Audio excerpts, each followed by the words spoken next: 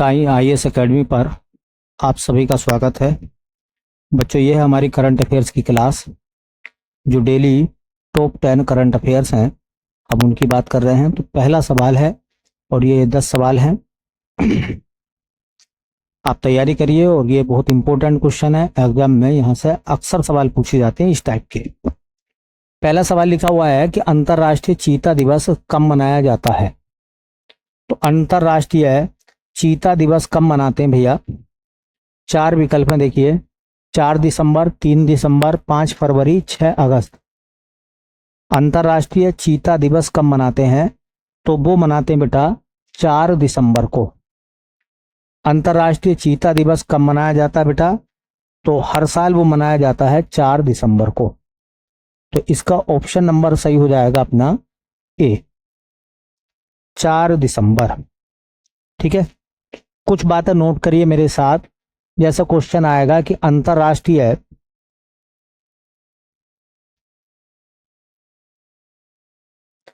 अंतर्राष्ट्रीय चीता दिवस,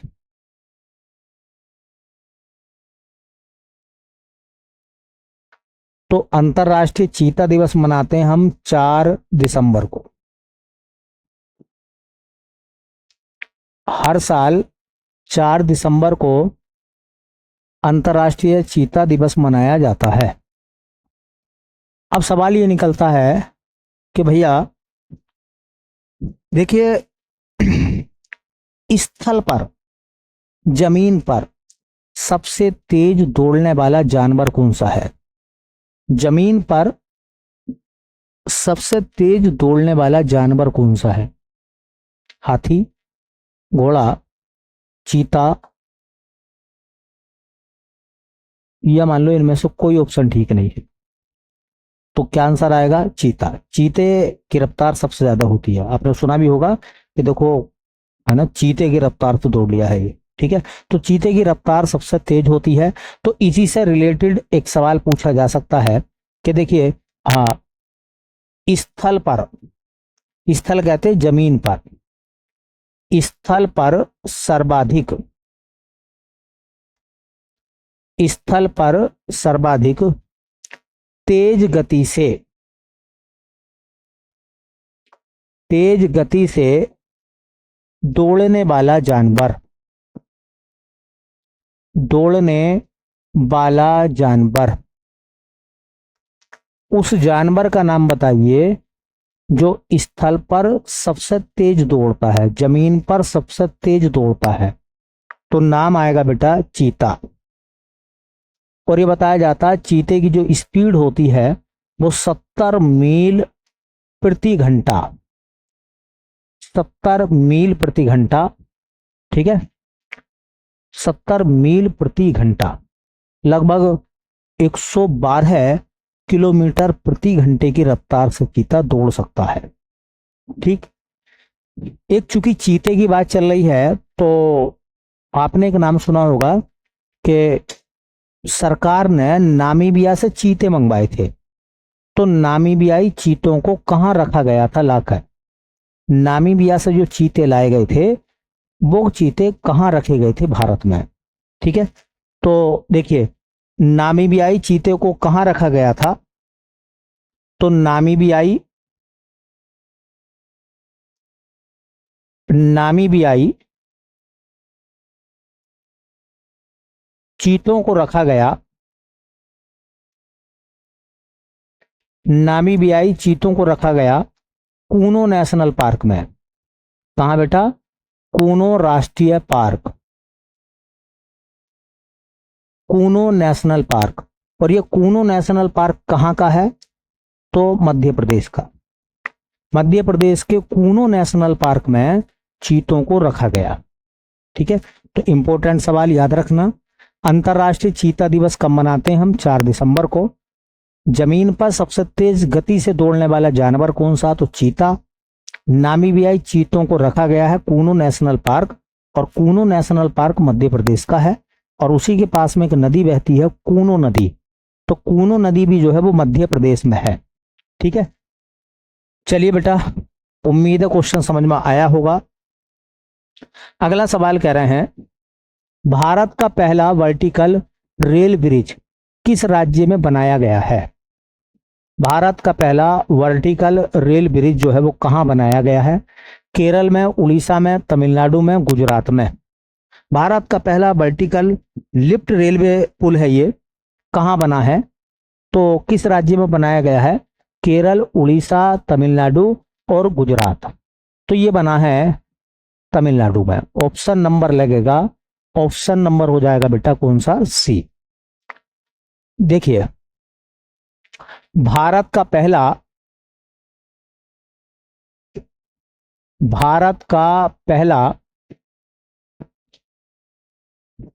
वर्टिकल लिफ्ट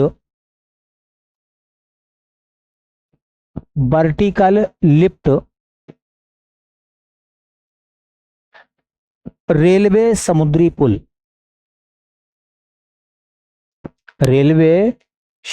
पुल, मतलब इस पर ट्रेन चलेगी, समुद्री पुल।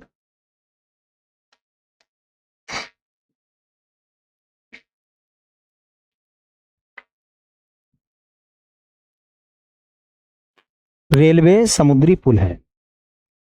किस राज्य में बनाया गया है? अगर राज्य की बात करेंगे तो राज्य मैंने अभी बताया है तमिलनाडु।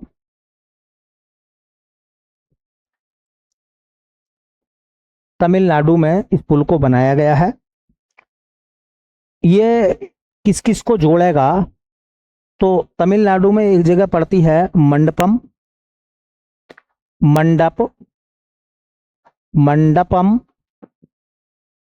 स्टेशन है, ये पहुंचेगा रामेश्वरम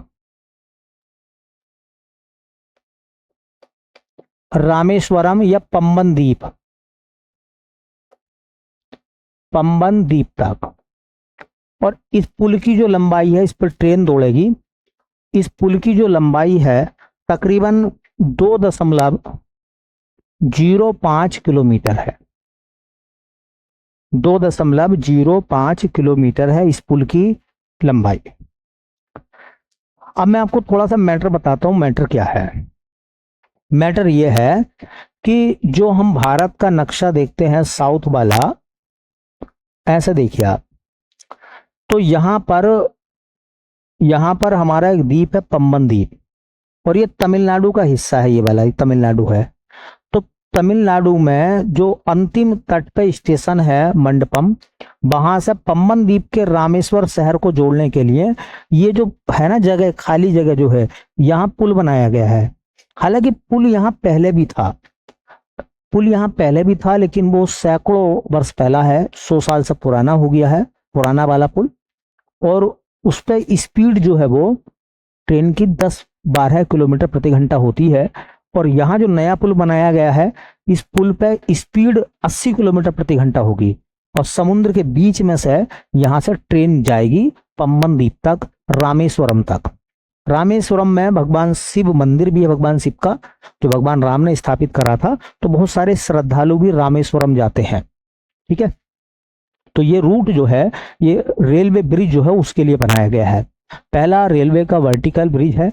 इसको ना बीच में फोल्ड किया जा सकता है। जब यहाँ से कोई जहाज गुजरेगा ना, यहाँ से कोई जहाज पार होगा मान लीजिए, तो ये पुल 2 हिस्सों में हो जाएगा और ये सीधा खड़ा हो जाएगा, फिर इसको बेंड कर दिया जाएगा जब ट्रेन आएगी। तो इस तरह से इसको बनाया गया है। ठीक है, इस तरह से इसको बनाया गया है, तभी तो लिखा हुआ वर्टिकल लिफ्ट ब्रिज है। वर्टिकल मतलब सीधा खड़ा हो जाएगा ये। ठीक, जैसे पुल है, ऐसे ट्रेन आएगी तो ये पुल काम करेगा। जब ये बीच में से कोई जहाज बड़ा गुजरेगा ना, इसके नीचे से निकलेगा, तो इसको फोल्ड कर देंगे ऐसे। ठीक है, तो ये वहां है रामेश्वरम में, पम्बन द्वीप तक जाने के लिए। ठीक, चलिए, उम्मीद है आपको क्वेश्चन समझ में आया होगा। अगला सवाल क्या कह रहे हैं? क्वेश्चन नंबर 3 में, भारत और किस देश की सेना के मध्य संयुक्त सैन्य अभ्यास सिनवैक्स का आयोजन हुआ है? भारत और किस देश की सेना के बीच में एक युद्ध अभ्यास हुआ है, और उस युद्ध अभ्यास का नाम है सिनवैक्स। याद रखेंगे, वियतनाम है, नाइजीरिया है, नामीबिया है, कंबोडिया है। किस देश की सेना के बीच में भारत की सेना ने मिलकर सिनवैक्स युद्ध अभ्यास किया है? ठीक है, तो उसका सही आंसर है बेटा कंबोडिया। क्या आंसर आएगा? कंबोडिया। तो एक युद्ध अभ्यास है जिसका नाम है सिनवैक्स, याद रखेंगे सिनवैक्स। सिनवैक्स युद्ध अभ्यास जो हुआ है वो दो देशों के बीच में हुआ है। एक तरफ है भारत की सेना और एक तरफ है कंबोडिया की सेना। कंबोडिया को पहले कंपूचिया कहते थे। तो भारत और कंबोडिया की सेना के बीच में हुआ है। इसका आयोजन कब हुआ है? तो अभी इसका आयोजन हुआ दिसंबर के महीने में। इसका आयोजन अभी लेटेस्ट है, तो इसका आयोजन हुआ है दिसंबर 2024 में। अच्छा, इसका आयोजन कहाँ हुआ है? तो इसका आयोजन हुआ है पुणे में, महाराष्ट्र के पुणे में। और ये संस्करण जो है इसका वो पहला है, संस्करण फर्स्ट है इसका, पहला ही संस्करण है सिनवैक्स का कंबोडिया के साथ में। तो भारत और कंबोडिया की सेनाओं के बीच में पुणे में सिनवैक्स युद्ध अभ्यास हुआ है। दो बातें देख लेते हैं। ये जो कंबोडिया है ना, इस कंबोडिया की राजधानी क्या है? क्योंकि किसी भी एग्जाम में देशों की राजधानी पूछी जाती है, तो इसकी राजधानी है नामपेन। कंबोडिया की राजधानी नामपेन। और एक चीज और याद रखें, मुद्रा। कंबोडिया की मुद्रा आती है बेटा राइल। कंबोडिया की करेंसी क्या है? राइल। और कंबोडिया की राजधानी क्या है बेटा? नामपेन या नोमपेन। ठीक है। तो एक युद्ध अभ्यास है सिनवैक्स, किस किस के बीच में हुआ है? तो भारत और कंबोडिया के बीच में। चलिए अगले सवाल की तरफ चलते हैं। क्वेश्चन ये लिखा गया है कि उत्तर प्रदेश सरकार ने 76वां जिला घोषित किया है। वैसे तो उत्तर प्रदेश में 75 जिले हैं। उत्तर प्रदेश सरकार ने 76वां जिला किसे घोषित किया है? जेजाग भुक्ति क्षेत्र को, आमला क्षेत्र को, महाकुंभ मेला क्षेत्र को या अयोध्या मेला क्षेत्र को? 76वां जिला किसे घोषित करा है उत्तर प्रदेश सरकार ने? तो इसका ऑप्शन है बेटा सी। सी ऑप्शन इसका सही है, महाकुंभ मेला क्षेत्र। ठीक है। तो देखिए यूपी सरकार ने 76वां जिला घोषित किया। जिला घोषित किया। यूपी सरकार ने 76वां जिला घोषित किया है। किसको? तो बेटा ये है अपना महाकुंभ मेला क्षेत्र, प्रयागराज। महाकुंभ मेला क्षेत्र, महाकुंभ मेला क्षेत्र को 76वां जिला घोषित करा है। ठीक है। इसका उद्देश्य क्या है देखिए, है ना? तो इसका उद्देश्य है मेले को सहज और सुगम बनाना। इसका उद्देश्य मेले को सुगम व सहज बनाना। इसका मामला क्या है, मैं आपको थोड़ी सी बात बताऊं व्यवहारिक तरह से। जैसे कि मान लीजिए कोई जिला है, तो जिले में पूरा प्रशासन होता है, प्रशासनिक व्यवस्थाएं एक जिले में मिलती हैं आपको। तो चूंकि उस मेले में बहुत सारी पब्लिक आती है, बहुत सारी जनता आती है, तो वहां पर पूरी व्यवस्थाएं ऐसी बनाई जाएंगी जैसे एक जिले की होती हैं। जैसे जिले में पुलिस कप्तान होते हैं, तो मेले में भी होंगे। और उन सभी अधिकारियों को वो अधिकार प्राप्त होंगे जो एक जिले के प्रशासनिक अधिकारियों को प्राप्त होते हैं। तो जैसे ही मेला जब तक चलेगा, जब तक लोग वो प्रशासन की टीम है वहां पर काम करेंगी, जैसे एक जिले में प्रशासन काम करता है। और जैसे ही मेला समाप्त हो जाएगा, वो प्रशासन की टीम अपनी अपनी जगह वापस लौट जाएंगी। ठीक है। तो ये टेम्परेरी है, अस्थायी है। ऐसा नहीं है कि वो हमेशा 76वां जिला बन गया है। अरे जब मेला उजड़ जाएगा तो वहां क्या बचेगा? है तो प्रशासन क्या व्यवस्था बनाएगा, किसके लिए व्यवस्था बनाएगा? ठीक है। तो ये टेम्परेरी है, मतलब जिले के तरह व्यवस्थाओं को बनाया जाएगा महाकुंभ मेला क्षेत्र में। चलिए भाई अगला सवाल क्या कह रहे हैं? अगला सवाल कह रहे हैं कि सर्वाधिक प्रत्यक्ष विदेश निवेश प्राप्त करने वाला राज्य कौन सा है? 2024 में सबसे ज्यादा एफडीआई जो है, प्रत्यक्ष विदेश निवेश जो है, वो किस राज्य ने प्राप्त करा है? 2024 की बात चल रही है। 2024 में सबसे ज्यादा एफडीआई जो है वो किस राज्य को मिला है? महाराष्ट्र को मिला है, गुजरात को, कर्नाटक को या तेलंगाना को? जो फॉरेन, देखिए फॉरेन डायरेक्ट टैक्स, प्रत्यक्ष विदेश निवेश, मतलब विदेशी लोगों के द्वारा किस राज्य में ज्यादा पैसा लगाया गया है, उसे कहते हैं एफडीआई। तो इस मामले में जो शीर्ष स्टेट है हमारा, वो आता है बेटा महाराष्ट्र। सबसे ज्यादा पैसा एफडीआई के रूप में किसको मिला है? तो महाराष्ट्र को। मैं कुछ बातें आपको बताऊंगा, जो अलग प्रकार के 2-3 सवाल बनते हैं, उनको भी आप देख लेना। प्रत्यक्ष विदेश निवेश, हिंदी में कहते हैं प्रत्यक्ष विदेश निवेश। इसे बोलते हैं एफडीआई, फॉरेन डायरेक्ट टैक्स। और ये आंकड़े जो हैं ये 2024 के हैं। मतलब 2024 में किस राज्य को सबसे ज्यादा एफडीआई प्राप्त हुआ है, किस देश से सबसे ज्यादा एफडीआई भारत को आया है, और भारत में कुल एफडीआई कितना हो गया है, कितना आया है इस साल। ठीक है, तो देखिए भारत को जो प्राप्त हुआ है, कुल एफडीआई भारत में जो आया है, भारत में कुल एफडीआई कितना आया है, फॉरेन डायरेक्ट इन्वेस्टमेंट कितना हुआ भारत में टोटल इंडिया में, तो वो हुआ है 29.79 बिलियन अमेरिकी डॉलर, बिलियन यूएस डॉलर। आप इसे लगभग 30 बिलियन डॉलर कह सकते हैं। 30 बिलियन डॉलर हमारे यहां इन्वेस्ट हुआ है विदेशी लोगों के द्वारा। देखिए सर्वाधिक एफडीआई देने वाले देश, इसका मतलब ये हो गया कि भारत को जो लगभग 29.79 बिलियन अमेरिकी डॉलर मिले हैं, इनमें से जो इन्वेस्ट करने वाले लोग हैं सबसे ज्यादा किस देश के हैं? तो इस मामले में पहले नंबर पर है सिंगापुर। सिंगापुर से सबसे ज्यादा एफडीआई आया है। दूसरे में है मॉरिशस, मॉरिशस दूसरे नंबर पर आता भैया। और तीसरे नंबर पर आता है यूएसए। यूएसए जो है वो तीसरे नंबर पर आता है। तो भारत को सबसे ज्यादा एफडीआई कहां से आया है? सिंगापुर से। कितना एफडीआई आया है टोटल भारत में? बहुत सारे देशों से, तो 29.79 बिलियन डॉलर। अब सवाल ये बनता है कि सर्वाधिक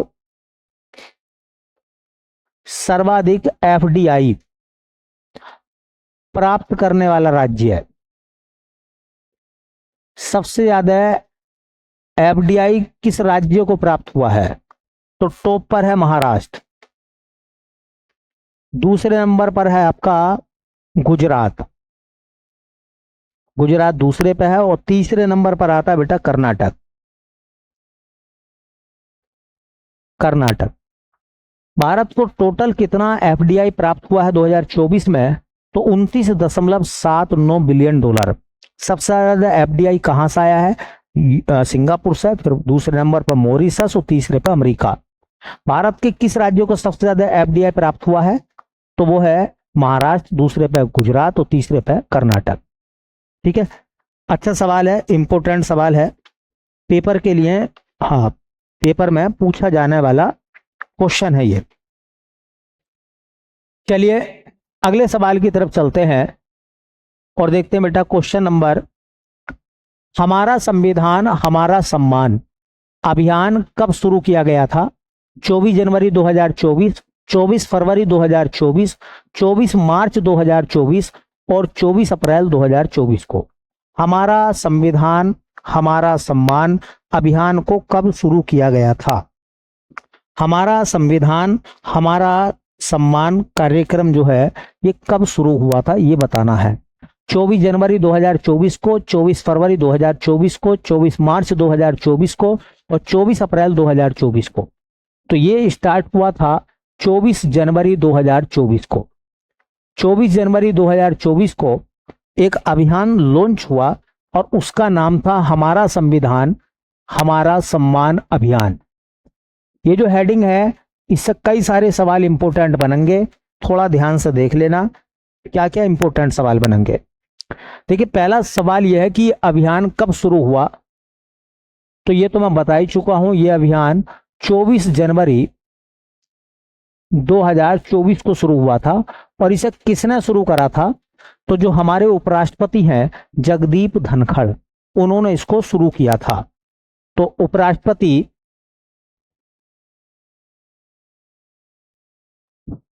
जगदीप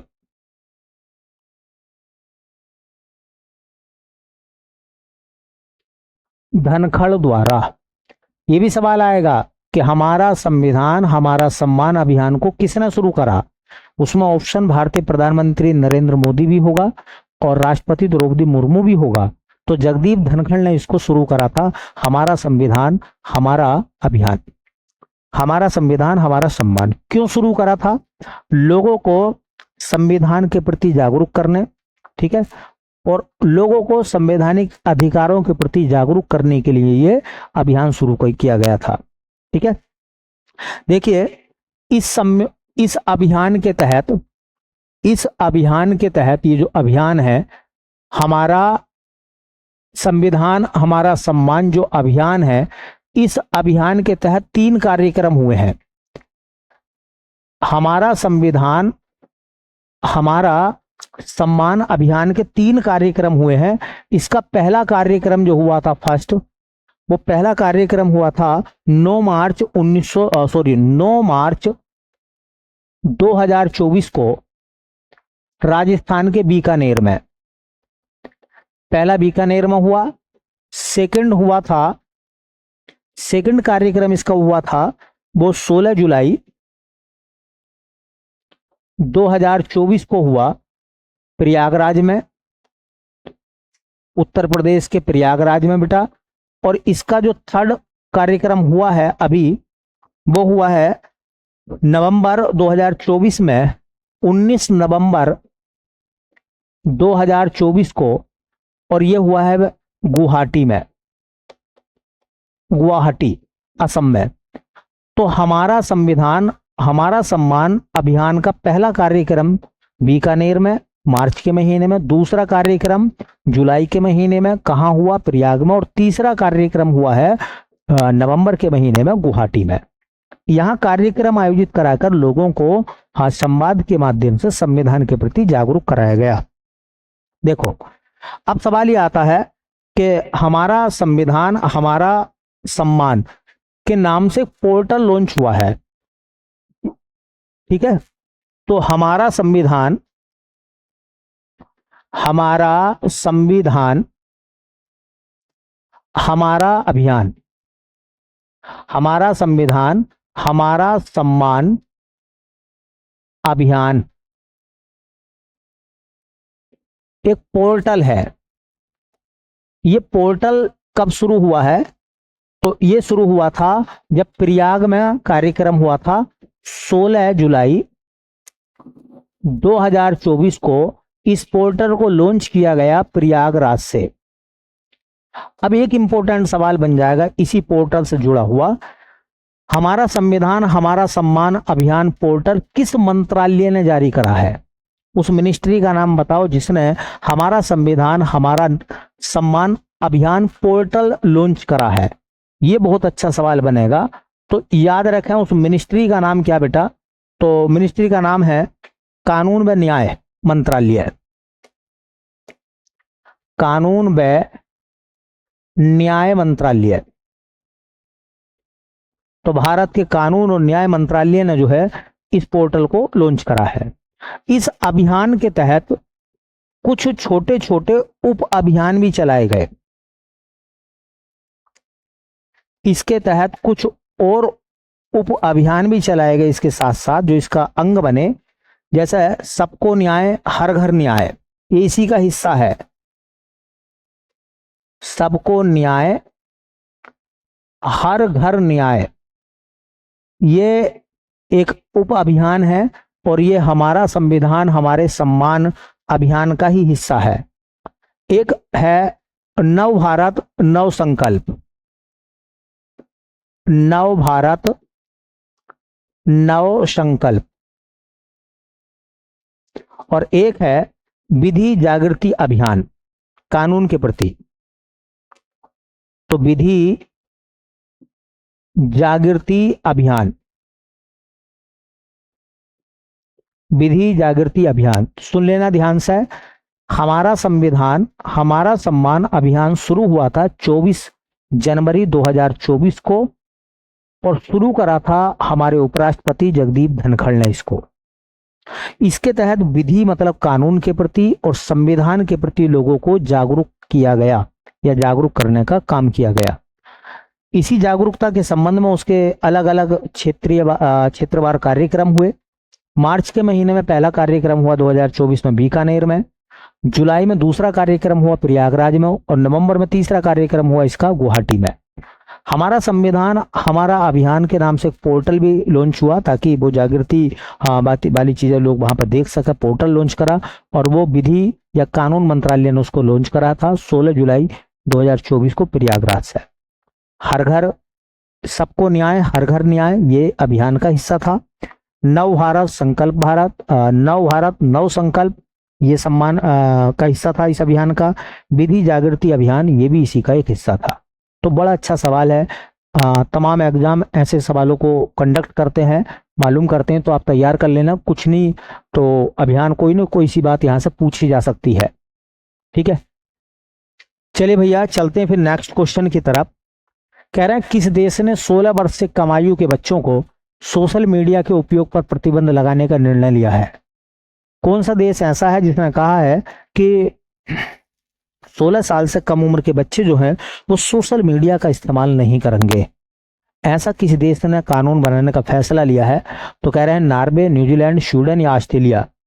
तो कौन सा देश ऐसा है जो बच्चों के सोशल मीडिया पर बैन लगा रिया है और वो भी 16 साल से कम उम्र के बच्चों के लिए? तो वो है ऑस्ट्रेलिया।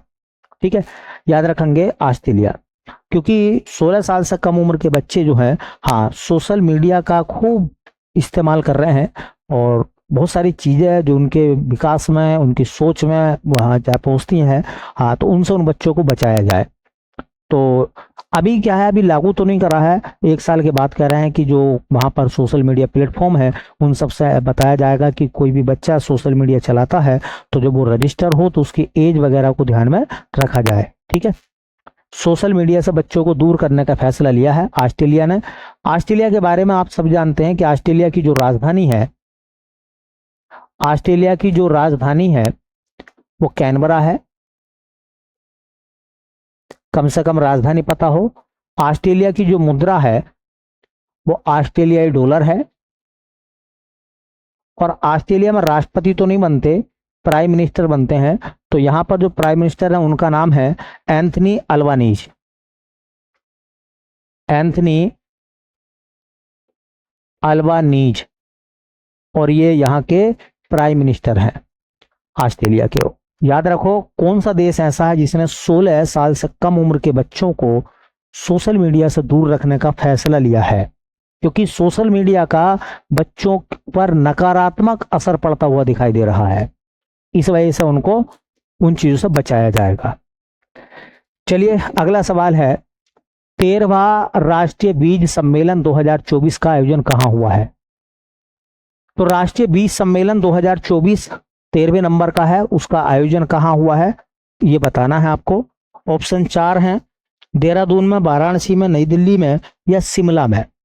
ठीक है, तो इसका आयोजन कहां हुआ है बेटा? तो इसका आयोजन हुआ है वाराणसी में। कहां हुआ है? वाराणसी में।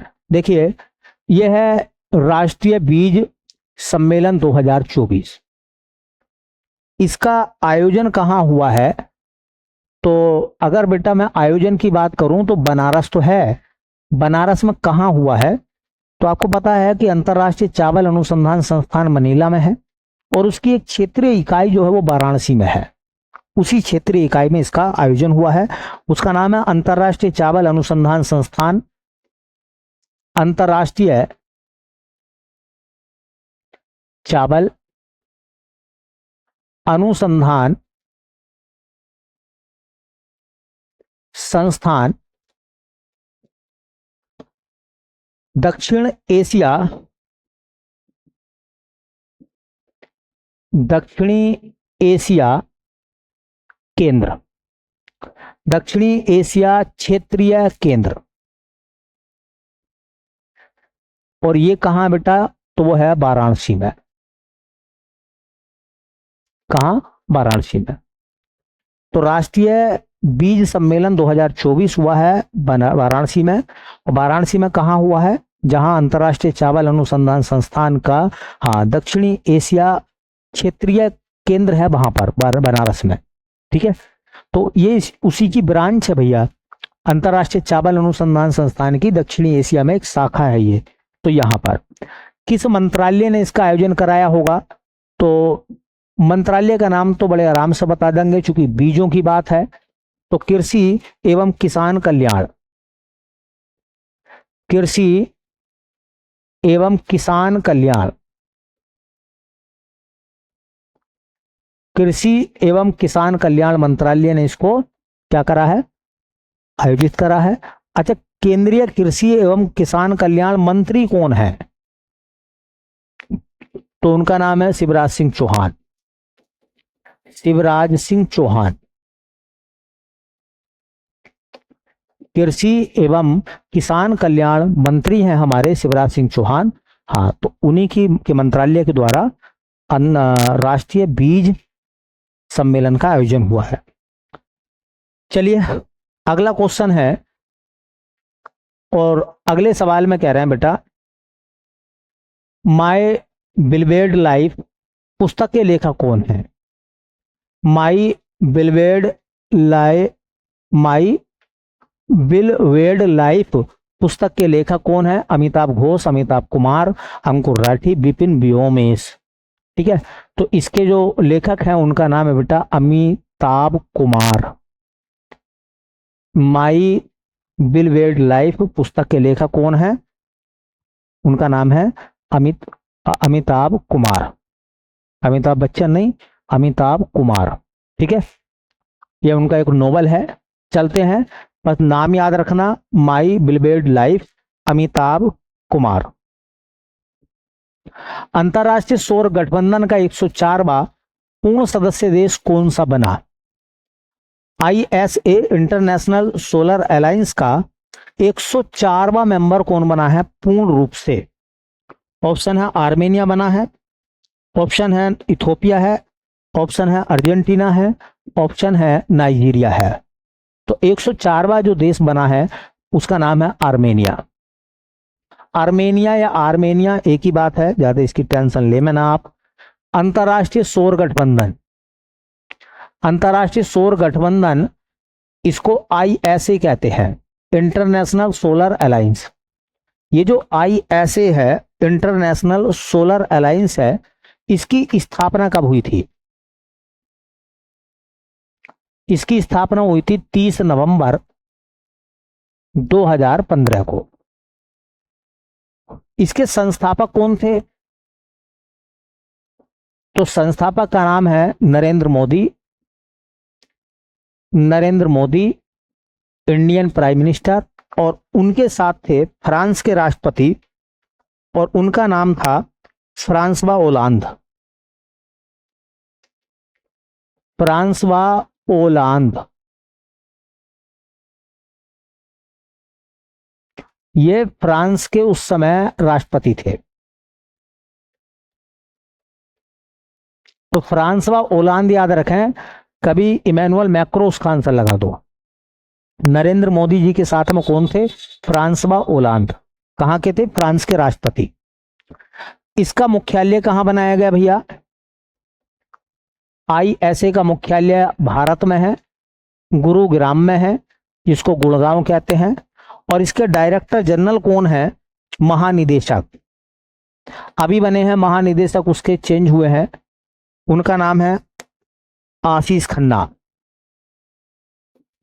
इसके महानिदेशक कौन बने बेटा? आशीष खन्ना। जरूर याद रखें, अभी चेंज हुए हैं, नाम पूछ सकते हैं। और इसका 104वां देश कौन सा बना है? तो आईएसए में जुड़ने वाला 104वां देश आर्मेनिया। आर्मेनिया बना है। आर्मेनिया की जो कैपिटल है वो है येरेवान। येरेवन या येरेवान कह सकते हैं। और मुद्रा यहां की है द्राम। मुद्रा क्या बेटा यहां की? द्राम।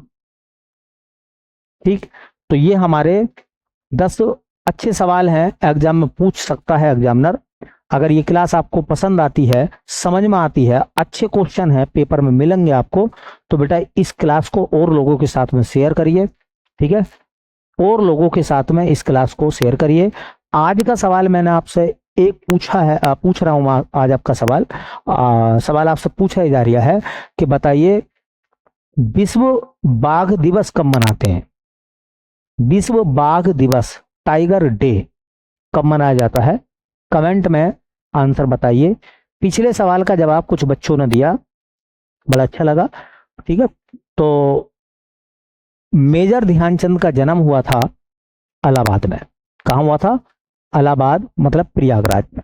ठीक है, और आज का सवाल है कि टाइगर डे कब मनाते हैं, बाघ दिवस कब मनाया जाता है? तो कमेंट में जरूर जवाब लिखें। चलिए भाई।